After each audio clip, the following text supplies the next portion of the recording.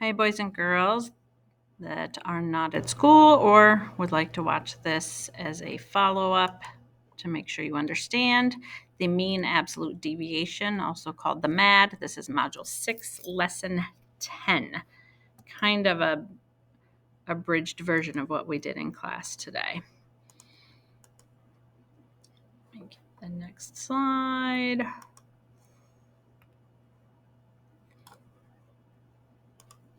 Come on, slide. The slide doesn't want to change. There we go. All right, so this is on page 121 if you have your workbook, or you might have the work that I posted on Teams. All right, so this is going to be a quick review of how we find the mean absolute deviation. So remember, absolute deviation is similar to the absolute value, but it's the distance of the data from the mean or the average of the data. So here we have a dot plot with number of pets that students have. So first you would find the mean by adding up the data. So you would have 1, 2, 3, 4, 5 with one pet, one with two pets, two with four pets, one with six pets, and one with 9 pets. So we have 5, 6, 7, 8, 9. We have 10 pieces of data. All right. And they add up to, let's see, that would be 5, 6, 7. 7 plus 8 is 15. 15 plus 6 is 21, plus 9 is 30. So you would have 30 divided by 10. So your mean or your average is 3. 3 pets per student. And they tell you that right here. The mean of the number of pets is 3.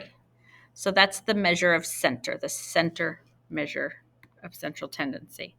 So we put the little triangle here around 3, and that shows that that is our average. Now we have to find out the MAD, or the absolute deviation average. So absolute deviation is how far away the data is from the mean. So how far away it is from 3. So all of these ones are 2 away from 3. So we have 1, 2, 3, 4, 5 of them. So you would really list them you would list it 5 times. Okay. The 2 is 1 away from 3. The 4s, we have 2 of them, are 1 away from 3. So I'm going to put a line here. There's 2 of them. The 6 is 3 away from 3, and the 9 is 6 away from 3. So everything here is to the left of the mean. All the data here is to the right of the mean. So now we would add those numbers up. That's the absolute deviation. So we have 10, 11, 12, 13, 16, 25.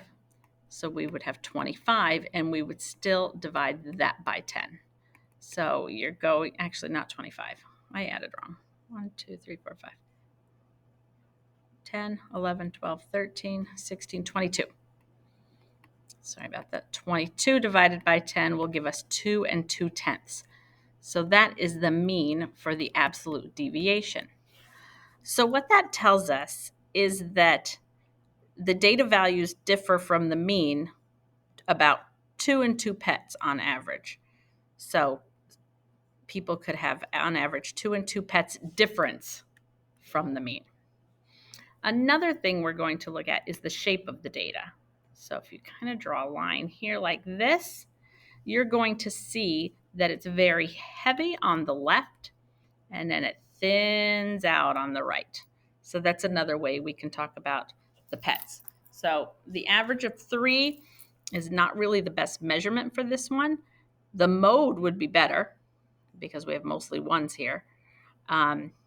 But also the MAD just gives you some more information. So that's what we are going to be working with today. All right, so we're going back to our friend Robert. This is on page 124. Get my pens back. Page 124. Remember Robert, and he couldn't decide. He wanted to look at moving to New York City or San Francisco. and he found the average temperatures for both were around 63, 64. But when he looked at the dot plots, New York City was very spread out in terms of temperature, where San Francisco was more clustered together.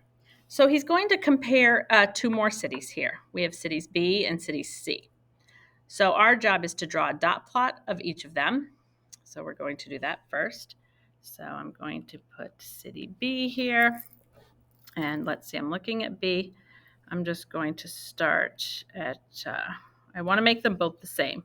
So B, you might start at 50, then go 55, 60, 65, 70, 75, 80, 85. Now remember, when you're making the line for the dot plot, you need to have even intervals.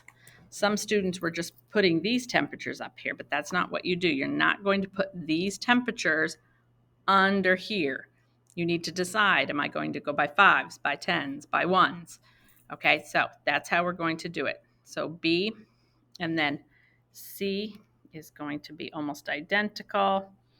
I'm just going to move it up a little bit because I don't have room. And C, we are going to do 50, 55, 60, 65, 70, 75, 80, 85. And you'll see how I plot these. You might have more space on your paper. So for city B, we start with 2 54s for January and February. So it's just going to go about here. Now, it doesn't have to be anything exact. We're doing about. 58 would go like right before 60. April was 63, so that might be right about here. May was also 63, so that goes right on top. June was 68. July was 72. August was 72. September was 72. October was 63. So we had 63 before, so that's going to go on top of that. November was also 63. And December was 54, which we had before. So now B is all plotted out. C, we're going to plot out 54. 44, which I didn't put on here, so I'm just going to stretch that over. Another 54. A 61. A 63. A 72. A 78. So you can see I'm just approximating where these might be going. An 85. Another 78. 59. And 2 more 54s.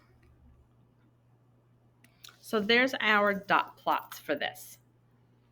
So then you need to, on the next page, it tells us we need to make sure that we know that the mean,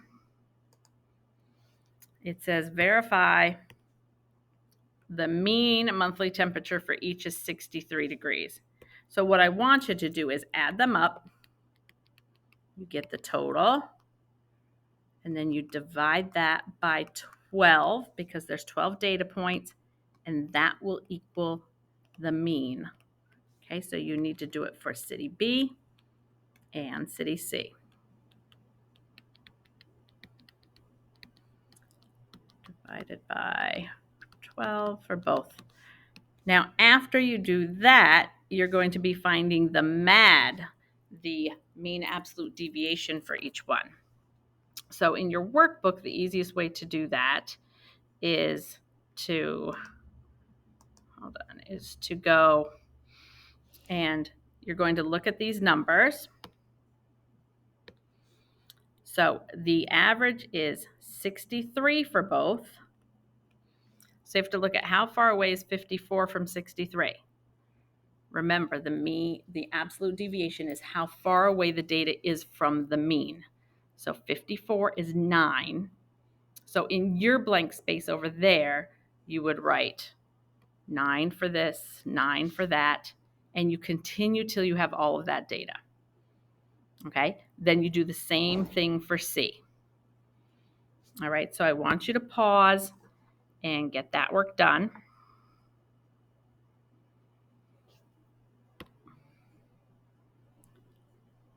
I'm going to assume you paused and figured all of that data out because this is for your benefit. So we are going to go, just so you know, here you should have gotten 756 for both of them. And then divided by 12 equals 63. All right, so for city B, when you organized your data, you should have had 9, 9, 5, 0, 0. You have to put the zeros. They are pieces of data.